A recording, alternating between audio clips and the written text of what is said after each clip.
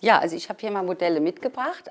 Man unterscheidet im Prinzip zwischen Im-Ohr-Systemen und hinter dem Ohrsystemen.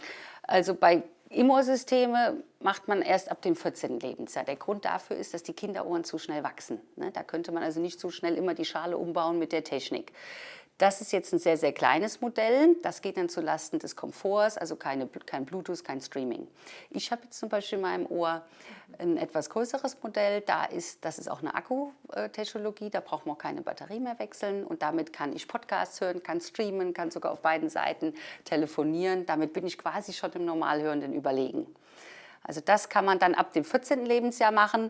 Die klassische Kinderversorgung ist eigentlich dieses Modell, wo man wirklich mit Farbe sagt, Farbe schützt vor Hänselei, dass man also wirklich offensiv damit umgeht. Das ist eine weiche Otoplastik und das Hörsystem sitzt komplett hinter dem Ohr. Bei Erwachsenen wählt man gerne auch diese Versorgung. Das ist dann die Versorgung mit dem Dünnschlauch. Da sitzt dann auch der Lautsprecher im Gehörgang, also Mikrofon und Verstärker sitzen hinter dem Ohr. Da kann man es ganz gut sehen. Und im Ohr sitzt dann der Lautsprecher. Das hat wieder Vorteile, dass es für den Klang sehr schön ist, wenn Mikrofon und Lautsprecher möglichst weit voneinander entfernt sind. Und diese Versorgung machen ca. 80% der Versorgung in Deutschland aus. Die Im-Ohr-Systeme ca. 20%, wobei das jetzt mit der Maskenproblematik steigen die Im-Ohr-Versorgungen. Richtig. Genau. Und welches System würden Sie denn wem empfehlen? Ja, das hängt also ganz entscheidend erstmal vom Hörprofil ab. Wie ist der Hörverlust? Ne? Muss das Ohr offen versorgt werden? Dann wäre diese Variante gut.